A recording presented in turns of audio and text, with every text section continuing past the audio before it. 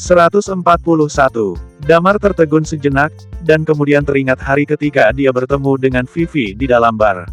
Saat Vivi membicarakan sampai sini, suasana hatinya semakin berfluktuasi, dan kotak di tangannya mulai gemetar. Damar melihatnya dan segera mengambil kotak itu darinya. Setelah mengetahui alasan kenapa Vivi berpacaran dengan Nico, dia menyadari bahwa dia telah salah paham pada gadis ini sebelumnya. Tadinya dia berpikir bahwa karakter Vivi tidak terlalu baik, karena dia bisa berpacaran dengan Nico. Kemudian, saat Vivi membela pihak It, dia memang merasa terkejut dengannya, tetapi tidak terlalu banyak berpikir juga. Karena dia tidak merasa akan berhubungan lagi dengannya. Vivi lanjut berkata, "Aku menyesal sekarang, tapi sudah terlambat juga. Orang tuaku mengetahui bahwa aku telah putus dengannya. Semua orang di keluargaku membujuk aku untuk kembali bersamanya. Sepupuku kehilangan pekerjaan karena aku, dan dia masih sangat tidak senang padaku. Orang tuaku selalu diganggu olehnya dan mereka bahkan terluka ketika mengajak anjingku pergi jalan-jalan 2 hari yang lalu. Aku bukan berasal dari keluarga orang kaya. Aku telah belajar dengan keras, mendapat sertifikat kualifikasi guru dan menjadi seorang guru. Tapi pada akhirnya, aku kehilangan pekerjaanku. Aku tidak tahu harus bagaimana memberitahu orang tuaku tentang masalah ini." Vivi menyeka air mata, kemudian dia berjongkok. Damar menatap gadis itu, dan hatinya penuh dengan rasa tak berdaya. Dia juga pernah mengalami perasaan yang persis sama seperti ini, dan bahkan lebih dari ini. Dia merasakan perasaan yang sama pada 9 tahun yang lalu. Beberapa keluarga yang terkenal menargetkannya, dan dia bahkan tidak memiliki kesempatan untuk membela diri. Saat itu, dia baru berusia 18 tahun. Perasaan tak berdaya dan putus asa lebih dari perasaan Vivi sekarang ini.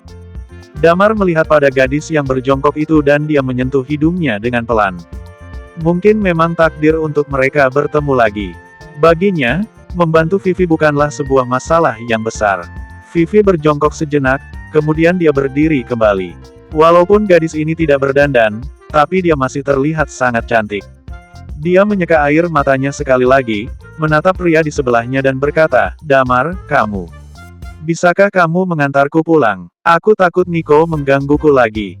Selama ini, dia selalu menggangguku dalam perjalanan pulang setiap hari." Damar mengangguk dan berkata, "Tidak masalah." Dia membantu Vivi memegang kotak itu dan berjalan menuju rumahnya.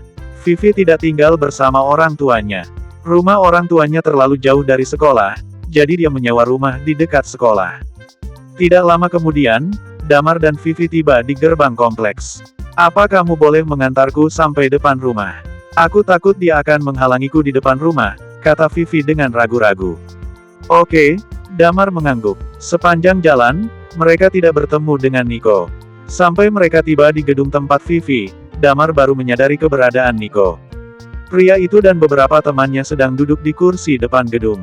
Mereka sedang berbicara dan saling tertawa. Orang-orang itu juga melihat Damar dan Vivi. Ekspresi Nico sedikit tidak senang. Dia melangkah maju dan bertanya, "Damar, mengapa kamu ada di mana-mana?" Damar menatapnya dan berkata, "Setelah kalian putus, kamu terus mengganggunya dan keluarganya setiap hari, dan menyebabkan dia kehilangan pekerjaannya. Apakah itu benar? Apa hubungannya denganmu?" Nico meremehkannya. Dia tidak tahu masalah tentang Damar. Setelah pertemuan teman sekelas hari itu, mereka berdua tidak pernah bertemu lagi. Dia bahkan tidak tahu bahwa David dan Susan telah dipecat dari Navis Group. Bagi David dan Susan, ini adalah hal yang terlalu memalukan. Mereka dipecat oleh Bagas, orang yang mereka remehkan sebelumnya. Dan jika mereka mengatakannya, mereka akan diejek sehabis-habisnya oleh teman sekelas lainnya. Dalam pandangan Nico, Damar tetaplah seorang pemerkosa yang baru saja dibebaskan dari penjara. "Aku hanya ingin membantunya saja," jawab Damar dengan tenang. "Ya, aku melakukan semua hal itu. Memangnya kenapa?" Nico mencibir, "Apa kamu akan melawanku deminya? Apakah kamu layak?" "Damar, aku sudah kesal padamu semenjak kita masih di sekolah. Saat itu, kamu masih salah satu anggota dari keluarga Ardiansyah, maka aku tidak berani menyinggungmu. Tetapi kamu bukan siapa-siapa sekarang. Jangan sok jago di depanku. Aku tidak peduli bagaimana kamu bisa mengenal Vivi, tapi aku memintamu untuk menjauhinya sekarang." Beberapa orang itu mulai mengelilinginya. Nico mendengus, "Aku akan memberi kamu sebuah pelajaran kali ini. Hajar dia sekarang. Pak, Damar tiba-tiba menjatuhkan kotak di tangannya, kemudian mengangkat tangannya dan menamparnya. Nico dapat merasakan rasa sakit di wajahnya. Hatinya penuh dengan amarah, dia menatap Damar dan berkata dengan marah, "Kamu berani menamparku." Teman-teman Nico hendak bergegas menghajar pria itu. Damar menjulurkan tangan kirinya, menarik Nico dan meninju wajahnya lagi. Nico merasa sebuah pukulan yang kencang menghantam hidungnya. Pangkal hidungnya patah, hidungnya keluar darah secara langsung dan air mata mulai mengalir. Vivi yang berdiri di sebelah Damar langsung menutupi mulutnya dengan satu tangan. Dia tidak menyangka Damar akan langsung menghajar Nico tanpa berkata apapun. Dia hampir gila karena Nico sepanjang waktu ini. Dan ketika dia melihat penampilan Nico yang mengerikan itu, dia merasa sangat puas dalam hatinya. Seseorang maju dengan cepat dan ingin membantu Nico untuk menghajar Damar. Damar meliriknya dengan santai, lalu menendangnya. Orang itu jelas bukan lawannya Damar. Hanya dengan satu tendangan, orang itu langsung terbang sejauh 4 atau 5 meter. Dia berbaring di tanah dan meratap untuk sementara waktu. Pada saat ini, orang-orang lainnya takut untuk melangkah maju. Mereka tercengang dan menatap Damar dengan ngeri. Damar menamparkan Nico sekali lagi. Dua tamparan itu langsung membuat wajah Nico bengkak dalam sekejap. Darah dari hidung dan mulutnya terus-menerus mengalir keluar, disertai dengan beberapa gigi yang patah. Pria itu menatap Damar dengan marah, dan dia berteriak, "Damar, brengsek kau. Kamu berani menamparku. Jangan berpikir aku adalah orang seperti Johnny. Aku akan menuntutmu sampai keluargamu bangkrut dan kamu akan di dalam penjara selama sisa hidupmu." Pak, sebelum Nico selesai berbicara, Damar menamparnya lagi. Ini adalah pertama kalinya Damar menghajar begitu keras kepada orang biasa sejak ingatannya dipulihkan. Wajah Nico sangat bengkak sekali saat ini, dan dia sangat ketakutan pada pria itu. Melihat tangan Damar yang terangkat lagi, dia terkejut dan wajahnya memucat seketika. "Hentikan!" Seseorang berteriak dengan keras. Damar menoleh dan menemukan bahwa ada beberapa penjaga keamanan bergegas ke arah mereka. Para satpam itu menunjuk ke Damar dengan pentungan di tangan mereka dan berteriak. Damar mengerutkan kening. Dia melepaskan tangan Nico, melemparkannya ke tanah dengan satu tangan dan berkata dengan ringan, "Jangan pernah mengganggu Vivi dan keluarganya lagi di masa depan, jika tidak, aku tidak akan membiarkanmu pergi dengan semudah itu." Teman-teman Nico mengutuk Damar di dalam hati mereka. Nico telah dipukuli sehabis-habisnya, dan pria yang menghajarnya masih mengatakan bahwa ini masih pembalasan yang mudah. Seseorang dari properti kompleks buru-buru berjalan keluar dari kerumunan. Dia membantu Nico untuk bangkit dan berkata, "Pak Nico, apakah Anda baik-baik saja?" Vivi bergegas berkata pada Damar, "Properti di kompleks kami adalah milik perusahaan Nico." Nico bertanggung jawab atas departemen properti keluarga Tandialo. Damar baru merasa semua ini masuk akal. Tidak heran Nico dapat datang ke kompleks untuk membuat masalah terus. Ternyata properti di kompleks ini milik perusahaannya. Nico dibantu oleh seseorang untuk berdiri, dia memuntahkan darah dan hatinya sudah sangat kesal sekali. Damar benar-benar berani menghajarnya. Dia sangat marah sekarang dan kedatangan orang-orang perusahaan properti juga memberinya kepercayaan diri. "Damar, aku akan menghancurkan hidupmu kali ini. Kamu akan menghabiskan sisa hidupmu di penjara. Kalian, cepat hajar dia sampai mati," teriak Nico. Damar menyentuh hidungnya dan berkata, "Sepertinya pelajaran yang kuberikan padamu tidak cukup." Hah! Semua orang tercengang. Detik berikutnya, Damar bergegas maju ke depan dan menendang dada Nico dengan keras. Bang! Nico ditendang oleh Damar. Dia terbang sejauh 4 atau 5 meter dan menghantam halaman rumput dengan keras. Pada saat yang sama, Damar memandang pada para satpam dan staf properti itu dengan tatapan dingin. Dia berkata, "Siapa yang berani bergerak lagi?" Damar menunjukkan auranya sebagai Night Watcher Zero yang terkenal itu, dan itu membuat semua orang merasakan ketakutan yang tertekan di hati mereka saat ini. Tidak ada yang berani bergerak, mereka semua menatap Damar dengan ngeri. Damar berbalik, mengambil kotak di tanah, dan berkata kepada Vivi dengan tatapan datar, "Ayo pergi." Bersambung. 142. Tempat tinggal Vivi adalah apartemen kecil untuk satu orang. Pada saat ini, dia sedang duduk di sofa dan menoleh terus ke arah toilet dari waktu ke waktu. Tangan Damar penuh dengan darah Nico, maka dia sedang mencuci tangannya di dalam toilet. Walaupun tadinya Vivi merasa sangat puas melihat Damar menghajar Nico, tapi sekarang dia mulai khawatir lagi. Bagi Vivi, Nico adalah seorang yang kaya dan berkuasa. Pria itu bertanggung jawab atas sebuah perusahaan properti dan dia adalah anggota dari keluarga Tandialo. Dia tidak mampu menyinggung orang seperti itu. Dia begitu mengenal Damar, berdasarkan dari kata-kata Nico, Damar hanyalah orang yang baru saja dibebaskan dari penjara dan tidak memiliki latar belakang. Dia khawatir setelah Damar menghajar Nico, pria itu akan benar-benar membalas dendam pada Damar. Mungkin saja Nico akan membuat Damar menghabiskan sisa hidupnya di penjara. Setelah Damar keluar dari toilet, Vivi mengerutkan bibirnya dan berkata, "Damar, terima kasih, tapi apa yang akan kamu lakukan jika Nico benar-benar menuntutmu?" "Tidak apa-apa, biarkan dia menuntutku saja." Damar mengangkat bahu dengan acuh tak acuh, "Itu tidak akan memengaruhiku.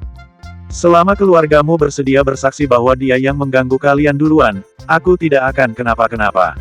Setelah mengatakan ini, dia memandang Vivi dan bertanya, "Bagaimana denganmu? Setelah kejadian hari ini, Nico tidak akan berani mengganggumu lagi. Apa yang akan kamu lakukan? Apa kamu akan kembali ke sekolah?" Vivi tertegun dan berkata, "Aku tidak ingin kembali lagi. Kejadian ini membuatku merasa sedikit kecewa pada pihak sekolah. Aku telah mengirim lamaran secara online kemarin. Aku akan pergi untuk wawancara pada pukul 11 nanti. Lagi pula pekerjaan di sekolah tidak bisa menghasilkan banyak uang. Lebih baik bekerja di perusahaan besar." Damar mengangguk, dia berpikir sejenak dan bertanya lagi, "Perusahaan mana yang akan kamu lamar?" "Independent Group, seharusnya tidak masalah bagiku untuk wawancara pekerjaan administrasi," kata Vivi. Damar terdiam sebentar, dia menyentuh hidungnya dan berkata, "Baiklah, kalau begitu, semoga wawancaramu berhasil. Aku akan pamit dulu." Meskipun dia mengenal Rima, tetapi juga tidak cukup akrab untuk menyuruhnya merekrut seseorang ke dalam perusahaan. Jika Vivi melamar di Navis Group, mungkin Damar dapat membantunya. Karena bagaimanapun, itu adalah perusahaannya sendiri. Vivi mengangguk, dia ragu sebentar, lalu berkata lagi, "Damar, setelah aku lulus dari wawancara, apa aku bisa mengajakmu makan bareng di lain hari? Anggaplah itu sebagai tanda terima kasih padamu." Damar menoleh dan tersenyum padanya, "Iya, boleh." Vivi tersenyum malu, dia berkata, "Kalau begitu aku akan meneleponmu nanti." Damar mengangguk dan pamit pada Vivi. Ketika dia tiba di lantai bawah, ponselnya tiba-tiba berdering. Dia mengeluarkan ponselnya dari saku dan melihat pada nomor panggilan tersebut. Itu adalah nomor telepon yang asing. Dia mengangkat panggilan itu dan berkata, "Halo." Orang yang menelepon terdiam sejenak. "Bicaralah," Damar berkata lagi. Di sisi lain telepon, masih ada keheningan sesaat. "Sinting ya," Damar bergumam. Lalu, dia hendak untuk menutup telepon. Saat ini, sebuah suara yang serak tiba-tiba terdengar dari telepon. "Zero." Ekspresi Damar langsung berubah, dia bertanya dengan suara dingin, "Siapa kamu?" Orang yang menelepon itu terdiam lagi, seolah-olah memikirkan sesuatu. Sekian waktu yang lama, dia baru berkata, "Aku adalah Hermit." *****. Bagi kota LH, hari ini bukanlah hari biasa seperti hari-hari sebelumnya. Keluarga Ardiansyah terjebak dalam kekacauan dan kecemasan. Hampir semua harga saham perusahaan terdaftar mereka anjlok. Pagi ini, nilai pasar keseluruhan keluarga Ardiansyah telah rugi ratusan miliar. Rizky sedang duduk di dalam kantor di markas besar keluarga Sitara saat ini. Wajahnya penuh dengan kegembiraan dan keterkejutan ketika dia melihat pasar saham dalam ponselnya. Yang lain mungkin tidak tahu apa penyebab kekacauan di keluarga Ardiansyah, tetapi dia tahu. Si Damar benar-benar melakukannya. Dia yang membuat kerugian keluarga Ardiansyah selama pagi ini. Dan ini hanya satu hari saja, tidak akan ada yang tahu apakah keluarga Ardiansyah akan tetap rugi terus sampai ringkasan akhir tahun. Karena dia telah membuat persiapan sebelumnya, maka dia akan menjadi pemenang pertama dari kekacauan keluarga Ardiansyah kali ini. Rizky merasa sangat terkejut dan gembira saat ini. Dia benar-benar tidak tahu bagaimana Damar yang telah berada di penjara selama 9 tahun dapat melakukannya. "Damar," Dinda yang duduk di seberangnya bergumam. Apakah dia benaran berkata seperti itu? Dia akan membuktikan bahwa dia tidak bersalah pada hari Sabtu nanti. Dalam pertemuan akhir tahun keluarga Ardiansyah. Dinda mengangkat kepalanya, melihat pada Rizky dan bertanya. Rizky mengangguk dan berkata, Ya, itulah yang dia katakan. Dinda mengerucutkan bibirnya, lalu menghela napas. Aku akan pergi juga nanti, tolong kasih aku undangannya. Asteris. Pada saat yang sama, di rumah keluarga Kusuma, Star sedang berlari ke dalam rumah dengan marah. Rumah keluarga Kusuma bukanlah bangunan modern, tetapi perumahan tradisional. Tentu saja, dekorasi di dalamnya relatif modern. Perumahan tradisional ini menempati area yang sangat luas, dan nilai perumahan tradisional ini di kota LH setidaknya seharga puluhan miliar. Di dalamnya, ada satu ruangan besar. Ruangan ini disebut ruang latihan. Star sedang berjalan ke ruang latihan sekarang. Randy sedang duduk bersila di dalam ruang latihan. Setelah mendengar suara langkah kaki, dia membuka matanya, menatap Star dan bertanya, apa masalah sudah selesai? Belum, si Binar itu bilang terserah kita mau melakukan apa. Hah? Randy mengangkat alisnya dan bertanya lagi, dia benar-benar berkata seperti itu. Iya, aku juga bertemu Damar di luar Navis Group. Orang itu memang bajingan. Beraninya dia mengejekku, kata Star dengan kesal. Kamu harusnya menghajarnya sehabis-habisnya, lalu menyeretnya ke rumah kita, kata Anthony dari luar. Randy melambaikan tangannya dan berkata, aku sudah tahu respons dari Binar, maka aku tidak akan peduli dengannya lagi. Ambil ponselku sekarang. Tidak lama kemudian, seseorang membawa ponsel kepadanya. Randy mengambil ponselnya dan menelepon seseorang. Orang itu mengangkat telepon dengan cepat, dan dia berkata, halo, Pak Randy, ada apa? Randy menghela napas dan berkata, Arya, aku belum pernah menggunakan kartu berlianku setelah aku mendapatkannya dari orang tuamu. Tapi kali ini, aku akan menggunakannya dan butuh bantuan darimu. Baik, katakan saja, selama aku bisa membantu, aku akan melakukannya untukmu, kata Arya dengan cepat. Begini, Anthony telah dipukuli oleh orang bernama Damar. Damar adalah orang dari pihak Binar. Aku ingin si Damar ini meminta maaf kepada cucuku, tetapi Binar menolaknya. Jadi aku ingin tahu apakah kamu bisa membantuku untuk memberi tekanan pada Navis Group. Tentu saja, tidak usah keterlaluan juga. Biarkan Damar datang ke rumah kami untuk meminta maaf, itu sudah cukup, kata Randy. Anthony tersenyum menyeringai ketika dia mendengarnya. Dia sudah bisa membayangkan Damar meminta maaf di depannya. Dan dia sudah memikirkan cara untuk membalas dendamnya. Pada saat ini, suara Arya terdengar dari sisi telepon. Pak Randy, aku tidak dapat membantumu dalam masalah ini. Hah?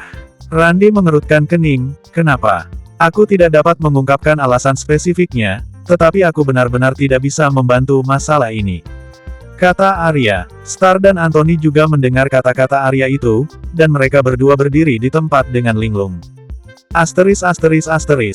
Di depan gerbang kompleks rumah Vivi, Damar menempelkan telepon ke telinganya, dia berdiri di tempat dan matanya penuh dengan niat membunuh. Dia tidak berbicara lagi, sama juga seperti orang yang meneleponnya. Setelah beberapa saat, Damar menjilat bibirnya dan berkata, kamu di kota LH, kan? Ayo berkelahi. Berkelahi. Tidak perlu. Orang itu menolaknya, lagi pula, kamu tidak bisa mengalahkanku. Tetapi, kita bisa bertemu. Aku ingin mengobrol tentang Night Watcher denganmu, kata orang itu. Bersambung. 143. Eden. Damar menyentuh hidungnya dan berkata, aku tidak masalah jika kamu ingin bertemu dan mengobrol, tapi aku tidak setuju dengan perkataanmu tadi itu. Apa maksudmu aku tidak bisa mengalahkanmu? Damar menjilat bibirnya dan berkata, jangan membual di telepon saja, berkelahi denganku dan lihat apakah aku bisa mengalahkanmu. Damar, apakah kamu benar-benar berpikir menetap di Night Watcher itu sangat baik bagimu? Pernahkah kamu memikirkannya? Kenapa kamu, Second, dan Seven bisa terjebak 3 tahun yang lalu? Bukankah misi kalian sangat rahasia? Tetapi kenapa kalian bisa dikepung oleh Red Lotus dan pihak lain? Kata Eden dengan suara serak. Apa kamu ingin merusak hubunganku dengan pihak Night Watcher? Damar berkata sambil tersenyum, Eden, aku beda denganmu. Tidak usah banyak berkata padaku lagi. Apa kamu berani bertemu dan berkelahi denganku? Eden terdiam beberapa saat, kemudian dia berbicara lagi, aku tidak ingin merusak hubunganmu dengan pihak Night Watcher. Aku juga tidak mengkhianati Night Watcher. Aku hanya memilih jalan yang berbeda. Hanya kalian saja yang menganggap itu sebagai pengkhianatan. Red Lotus atau Voyage juga tidak salah. Balik lagi ke perkataanku tadi itu. Tidak ada yang salah, hanya memilih jalan yang berbeda saja. Damar mendengus dan berkata, benarkah? Mari kita membuat janji untuk berbicara dengan baik. Hal seperti itu tidak bisa kita bahas lewat telepon. Kita bicarakan nanti jika ada kesempatan. Kita akan bertemu. Setelah berbicara, Eden langsung menutup telepon. Damar mencibir. Dia menelepon Lilia dengan cepat dan berkata, Eden baru saja meneleponku, cepat melacak lokasinya. Aku tidak bisa menemukannya. Lilia langsung berkata, orang seperti Eden tidak memberi kamu kesempatan untuk menemukannya. Apa yang dia katakan kepadamu? Tanya Lilia. Dia ingin berbicara denganku dan sepertinya ingin merusak hubungan antara aku dan Night Watcher. Damar berkata lagi, itu pasti hanya godaan. Dia ingin tahu apa jawabanku, dan dia ingin melihat apakah aku bisa bergabung dengannya. Lilia terdiam, dan kemudian bertanya, apa jawabanmu? Tanpa Night Watcher, aku pasti masih di penjara, dan aku tidak akan bisa keluar selama sisa hidupku. Selain itu, di Night Watcher juga ada Dr. Lilia, orang yang paling kucintai. Kata Damar sambil tersenyum. Heh, Lilia mencibir, terlalu banyak wanita yang kamu cintai. Mana ada, kamulah wanita satu-satunya di hatiku. Dr. Lilia, umur kita sudah tidak muda lagi. Kita harus cepat menikah dan mempunyai anak. Jika kita mati di masa depan, setidaknya masih ada anak kita. Lilia langsung menutup telepon Damar sebelum dia selesai berbicara. Damar menyentuh hidungnya dan menaruh ponselnya kembali ke sakunya. Kemudian dia menunggu taksi dan pergi ke rumah Nidia dan Lilia. Selama 2 hari berikutnya, Damar memiliki kehidupan yang cukup stabil. Pada siang hari, dia pergi bekerja dengan ayahnya, dan kemudian menyelinap di tengah jalan dan berlari ke rumah Lilia untuk tidur lagi. Lilia telah menyiapkan kamar khusus untuknya. Maka dia tidak perlu tidur di sofa lagi. Kemudian pada malam hari, dia kembali ke rumahnya. Kadang-kadang, dia mengikuti Audrey dan melindunginya secara diam-diam. Sementara itu, Audrey atau pengawal di sekitarnya tidak pernah menyadarinya. Untungnya, Eden tidak bertindak lagi. Pria itu bersembunyi di dunia ini, dan Damar bahkan tidak tahu apakah Eden masih berada di kota LH. 3 hari berlalu tanpa sadar dan sampai pada Kamis malam. Seperti biasa, Damar makan malam bersama Lilia dan Nidia di rumah mereka. Ketika Lilia dan Nidia pergi menyelesaikan misi, dia baru perlahan berjalan menuju rumah. Damar baru saja tiba di rumah dan dia melihat orang tuanya sedang duduk di sofa. Dia menyapa mereka dan berkata, Ayah, Ibu, aku akan kembali ke kamar dulu. Sebentar dulu. Maya berkata, Damar, apakah kamu berbohong pada ibu dan ayahmu lagi? Berbohong lagi? Kenapa harus berkata seperti itu? Damar merasa tanpa daya. Rudy memandang Damar dan bertanya, apa kamu tahu apa yang terjadi pada perusahaan baru-baru ini? Hah? Damar menatap Rudy dengan heran dan bertanya, ada apa? Rudy memandang putranya dan berkata, perusahaan kita telah bertindak pada keluarga Ardiansyah dan tidak ada hentinya. Selama periode terakhir ini, pasar saham perusahaan telah bergejolak dan kerugiannya cukup besar. Damar tidak tahu banyak tentang hal-hal tentang bisnis. Tetapi dia telah memikirkan baik-baik tentang itu sebelumnya.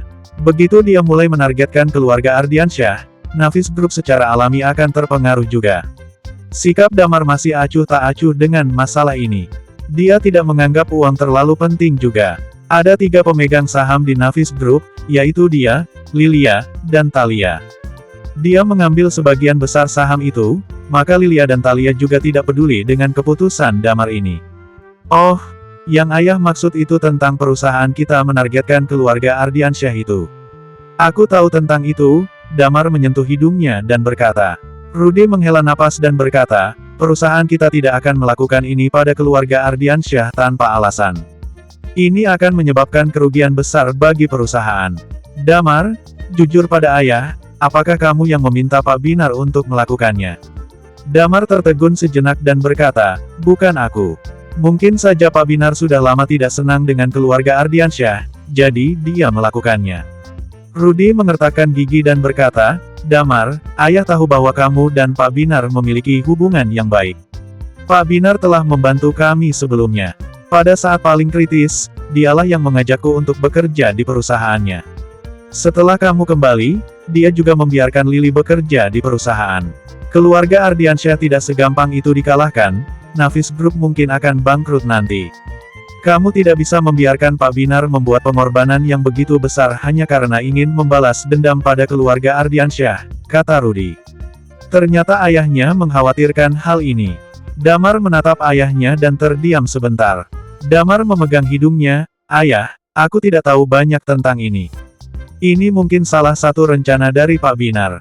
Bagaimana dengan situasi keluarga Ardiansyah akhir-akhir ini?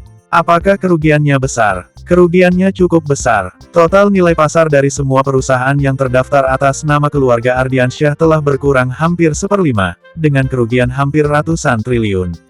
Ayah tidak tahu kenapa, tapi ada cukup banyak orang yang menargetkan keluarga Ardiansyah kali ini. Setelah mendengar pendapatan ayahnya, Damar baru mengingat bahwa ayahnya pernah menjadi ahli bisnis. Rudi memainkan peran besar dalam kebangkitan industri pakaian keluarga Ardiansyah. Mungkin aku bisa meminta Binar membicarakan hal ini dengan ayahku besok, dan melihat apakah ayahku punya ide lain, Damar berpikir dalam hatinya. Dia tidak ingin Rudi mengelola perusahaan pada awalnya, karena dia ingin Rudi menjalani hidup yang lebih mudah. Tetapi belakangan ini, dia dapat merasakan bahwa ayahnya merasa sangat bosan setiap hari. Mungkin ayahnya akan lebih bahagia jika menemukan sesuatu untuk dilakukan. Maya memandang Damar dan berkata, "Sudahlah, jangan bicarakan ini dulu. Bukankah kamu bilang kamu ingin membawa pacarmu ke rumah? Mana orangnya? Apakah kamu berbohong kepada kami? Ibu tahu kamu tidak ingin pergi kencan buta. Tapi menurutku gadis itu cukup baik, dan dia bersedia bertemu denganmu lagi. Ibu, pacarku sudah tiba di kota LH. Aku akan mengajaknya ke rumah besok," kata Damar tanpa daya. "Ingat perkataanmu ini. Jika kamu tidak bisa mengajaknya ke rumah besok, kamu harus pergi kencan buta," kata ibunya. Damar mengangguk dan kembali ke kamarnya. Dia buru-buru mengirim pesan lewat WhatsApp ke Wendy. Mereka membahas semua detailnya, agar tidak ketahuan besok. Setelah itu, dia melihat kalender di ponselnya dan berkata dengan ringan, "Masih ada 2 hari lagi." Di rumah keluarga Ardiansyah, Ridwan tidak pernah tidur nyenyak dalam 4 hari ini. Pada saat ini, para pengurus Ardiansyah Group telah berkumpul di sini semua. Seorang lelaki tua berambut abu-abu duduk di kursi utama. Dia adalah Jeffrey Ardiansyah, orang dengan peringkat tertinggi di keluarga Ardiansyah.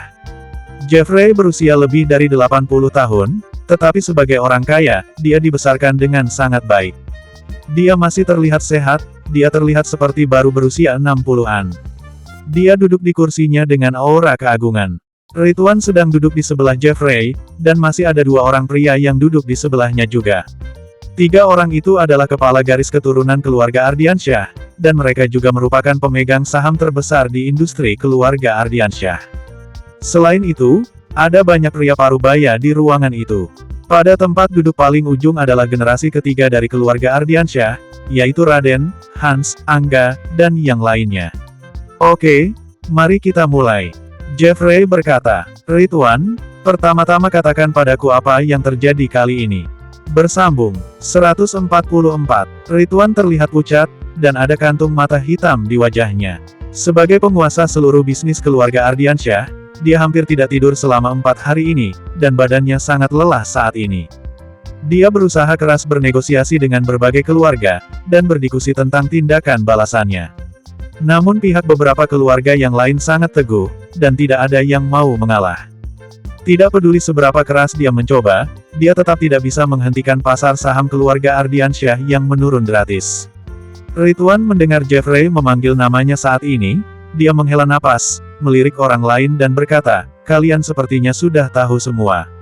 Mulai hari Senin, Navis Group, Bank Royal, dan beberapa bank lain telah mengambil ahli hampir semua industri keluarga kita. Kita terus bernegosiasi dengan mereka, tetapi mereka tetap bersikeras." Setelah mengatakan ini, dia menghela napas lagi dan lanjut berkata, "Dan alasan spesifiknya, kami masih belum tahu." Semua anggota keluarga Ardiansyah terdiam. "Aku tidak tahu berapa lama proses ini akan berlangsung. Semua pihak sedang mengalami kerugian masing-masing. Sekarang hanya membuang-buang uang. Lihat siapa yang tidak tahan dulu," kata Ridwan. Di bagian paling ujung, Hans sedang duduk di sana dengan tenang, dan tangannya dibalut dengan perban. Tangannya tergores oleh kaca saat di Haidilau Hotpot sebelumnya, dan lukanya masih belum sembuh sampai sekarang. Hans tidak terlalu peduli tentang apa yang dikatakan Ridwan barusan. Karena dia tahu bahwa tidak mungkin baginya untuk benar-benar mendapatkan warisan keluarga. Meskipun dia adalah pewaris kedua dalam nama, tetapi dia tahu bahwa Raden pastilah yang benar-benar memegang kekuasaan. Jadi dia tidak terlalu memperhatikan, dia hanya duduk di sana dan menonton dengan tenang. Wajah Ridwan terlihat serius, dugaan kami adalah kemungkinan besar Navis Group dan beberapa perusahaan lain bekerja sama kali ini. Hubungan kami dengan Navis Group memang selalu bertentangan. Beberapa hari ini, perusahaan yang bekerja dengan kami pun juga membantu.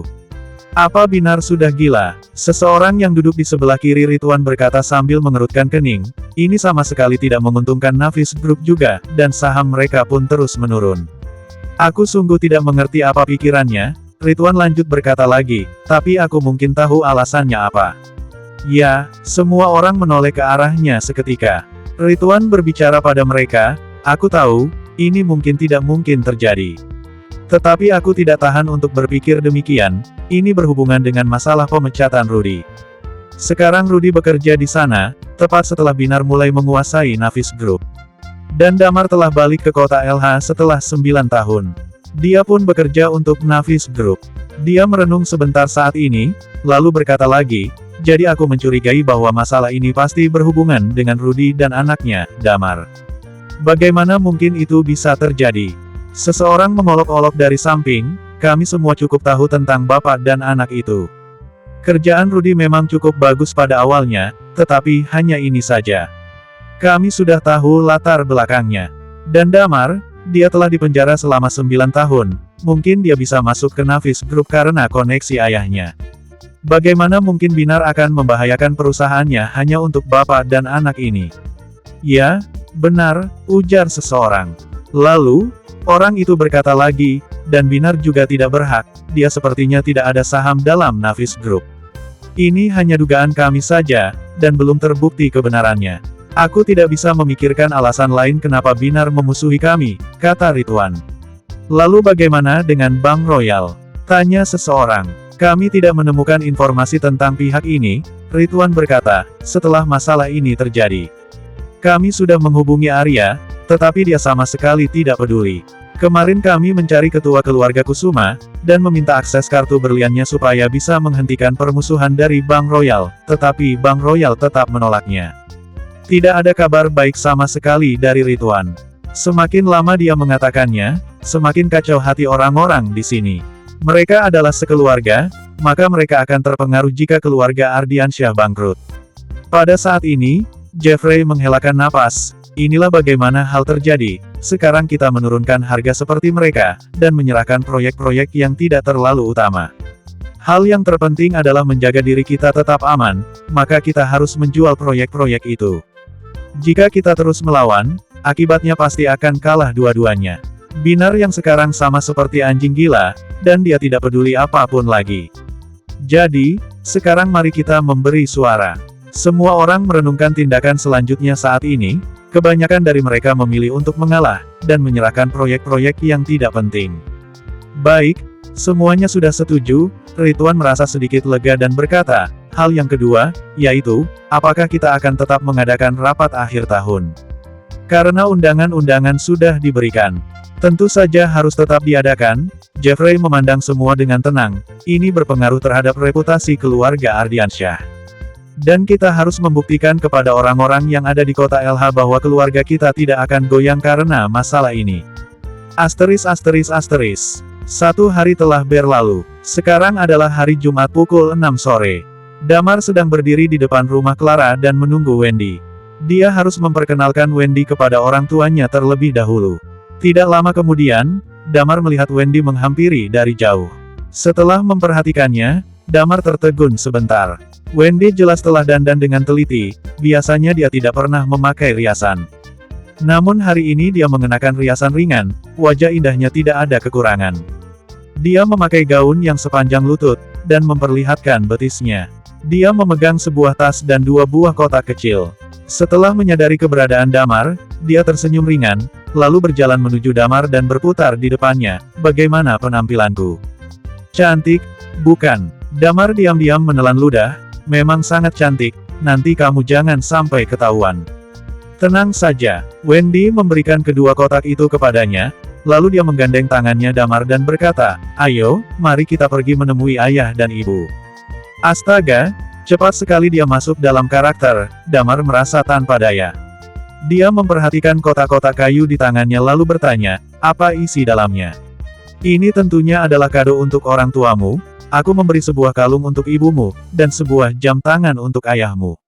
Kemudian, gadis itu berkata dengan sakit hati, "Kado-kado ini menghabiskan ratusan juta uangku. Kamu benar-benar ikhlas?" tanya Damar dengan heran. Aku hanya membalas kebaikanmu padaku." Dia berkata lagi, "Bukankah kamu bilang harus bisa meyakini mereka? Apakah ini sudah cukup?" Damar tertawa, "Ya, sudah cukup." Damar memanggil taksi dan mereka berdua menuju ke rumah orang tua Damar. Setelah tiba di rumah dengan selamat, Damar merasa ada sesuatu yang aneh di dalam rumah. Dan wajahnya menunjukkan ekspresi heran. Dia mendengar suara banyak orang dari dalam rumah. Kenapa mereka masih belum sampai rumah? Suara Rudy terdengar dari kamar. "Aduh, Rudy, tidak usah cemas, bukankah dia sudah telepon tadi? Mereka sudah di jalan ke sini." Itu adalah suara neneknya Damar. Selain itu, Damar mendengar ada Lily, Nita, dan yang lain-lain.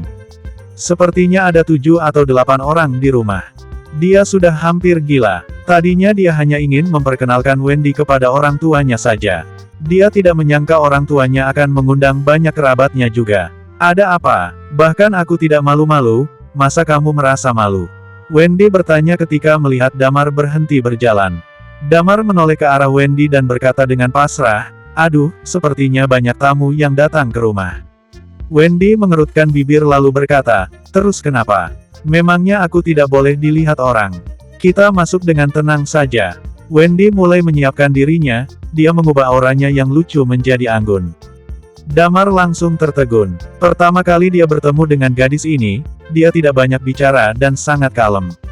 Setelah semakin dekat dengannya, dia merasa Wendy agak berbeda dengan awalnya. Dia sebenarnya asik dan lucu. Dan sekarang ketika dia akan menghadapi orang tuanya, auranya langsung berubah jadi seorang wanita lembut. Gadis ini berbakat jadi aktris. Damar bergumam, lalu menghelakan napas. Dia berjalan menuju pintu rumah bersama Wendy. Dia membuka pintu dengan kunci rumah, ruangannya menjadi sunyi seketika. Semua orang menghadap ke arah pintu, termasuk Maya yang sedang memasak di dapur. Semuanya terkejut ketika melihat Wendy masuk sambil menggandeng tangannya Damar. "Cantik sekali dia," Lily bergumam. Bersambung. 145. Sebenarnya hati Damar sangat gugup sekarang. Meskipun dia sudah berpengalaman menikah, namun itu hanyalah rencananya ayah Sisi supaya dia menikahi Sisi. Dia sesungguhnya tidak berpartisipasi banyak. Ini adalah pertama kalinya dia mengajak pacar untuk menemui orang tua. Dan sebenarnya Wendy hanya berpura-pura menjadi pacarnya saja. Jika orang-orang yang di rumah mengetahui ini, gawatlah dia. Damar mulai merasa gugup ketika dia melihat keluarganya yang sedang terdiam. Tetapi Wendy tetap percaya diri, dia melepaskan lengan Damar dan menyapa kepada semua orang, "Halo, salam kenal semuanya, aku adalah pacarnya Damar. Namaku adalah Wendy Kang, aku berasal dari kota JC." Gadis itu tersenyum lembut lalu membungkuk dengan sopan. Tingkah lakunya sangat sopan dan anggun. Orang-orang mulai sadar kembali, Maya pun berlari dari dapur dan berkata, cepat duduklah." Mereka sama sekali tidak memperhatikan Damar lagi. Maya menarik gadis ini duduk di sofa, dan Nita segera memujinya, "Gadis ini sungguh cantik, Damar memang beruntung sekali." Semua orang tertarik pada Wendy, dan mengabaikan keberadaannya Damar. Mereka mulai bertanya-tanya pada Wendy. Bagi orang tua Damar, sangat sulit menemukan pasangan untuk Damar. Karena reputasi Damar tidak baik juga. Mereka tidak menyangka Damar telah mempunyai pacar yang begitu cantik dan dikenalkan pada mereka. Walaupun belum terlalu kenal, tetapi mereka sudah sangat puas dengannya karena sikap Wendy ini. Mereka terus mengajaknya untuk mengobrol. Wendy sama sekali tidak menunjukkan sikap tidak sabar, dan terus menjawab pertanyaannya sambil tersenyum. Dan dia juga mengatakan bahwa dia adalah lulusan dari Universitas Kota LH, dan sudah lama berada di Kota LH. Ini membuat orang tua Damar semakin senang, Wendy adalah mahasiswa dari Universitas Kota LH. Damar yang di samping berdeham, bisakah kalian perhatikan aku juga? Lily melirik ke arah Damar dan tersenyum. Damar menghampiri mereka, dia mengambil 2 kotak yang dia bawa dan memberikannya kepada orang tuanya. Ini adalah kado dari Wendy. Aduh, Maya segera berkata, kamu datang saja aku sudah bersyukur, tidak perlu membawakan kado. Pembohong, kata Damar dalam hati. Meski Maya berkata demikian, namun wajahnya terlihat senyuman yang cukup puas padanya. Wendy langsung berkata, maafkan aku, karena Damar hanya bilang bahwa kita akan bertemu dengan orang tuanya. Aku tidak tahu ternyata ada om dan tante, jadi aku hanya menyiapkan 2 kado saja. Aku akan memberikan lagi lain kali. Tidak usah, kata Nita. Lalu dia berkata lagi, cepat buka kadonya dan lihat apa isinya. Maya mengangguk. Dia mengelap tangannya dan membuka bungkusan kado yang indah ini.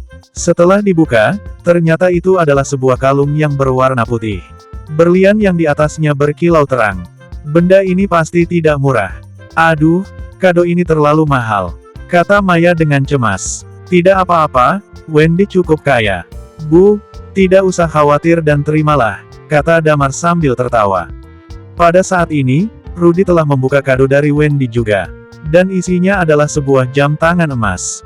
Lily pun menyadari merek yang tertera dan berseru, mereknya Cartier. Hah, beberapa orang menoleh ke arahnya seketika. Lily menelan ludah dan lanjut berkata, Cartier adalah merek perhiasan. Aku pernah melihat jam tangan ini sebelumnya, dan Tom juga pernah. Harga jam tangan ini kurang lebih 400 juta. Semuanya langsung menarik napas dalam-dalam. Tadinya mereka hanya berpikir bahwa kalung itu cukup mahal, dan tidak memikirkan berapa harganya. Tetapi ketika Lily bilang jam tangan ini senilai 400 juta, maka kalung yang diberikan untuk Maya pasti tidak murah juga. Reaksi Rudy dan Maya masih lumayan, tetapi harga benda-benda ini sangat tinggi bagi Nita dan yang lain. Ini adalah angka yang mereka tidak berani pikirkan.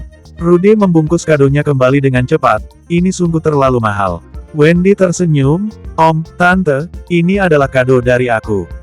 Kalian harus menerimanya. Damar pun mengangguk dan berkata, ya, Ayah dan Ibu. Terima saja, ini tidak mahal bagi Wendy. Ayahnya adalah orang terkaya di kota JC. Nita dan yang lain hampir pingsan ketika mereka mendengarnya. Orang yang terkaya di kota JC. Mereka tidak tahu seberapa kayanya, tetapi sebutan orang yang terkaya sudah cukup mengagetkan mereka. Ya, rencana Damar adalah menunjukkan semua yang terbaik yang dimiliki oleh Wendy, latar belakang edukasinya, maupun latar belakang keluarganya. Dia ingin orang tuanya puas secara total, dan membuat orang tuanya berhenti memperkenalkan wanita-wanita padanya lagi. Namun Wendy tidak bermaksud untuk memamerkan sesuatu. Dia memandang ke arah Rudy dan Maya, dan berkata dengan serius, Om, Tante, terimalah ini. Lagi pula, kita akan menjadi keluarga nanti juga. Setelah selesai berkata, dia tampak malu dan wajahnya sedikit memerah. Rudy dan istrinya tidak menolak lagi ketika mendengar Wendy berkata demikian. Maya melirik Damar, kemudian berkata padanya, Ibu pergi masak dulu, sebentar lagi makanan sudah siap, kalian duduk saja ya. Lily, temani Wendy mengobrol sebentar. Lalu, Damar menjadi orang yang diabaikan lagi.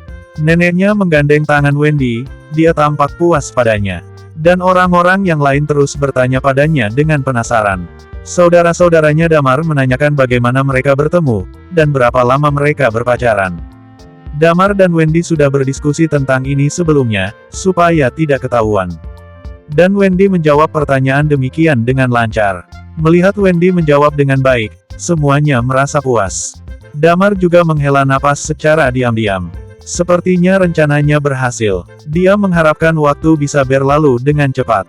Pada saat ini, Rudy diam-diam pergi ke dapur dan berkata pada Maya yang sedang sibuk, apa yang harus kita lakukan?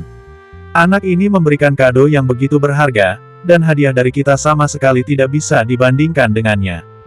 Mereka harus memberikan kado juga kepada calon menantunya.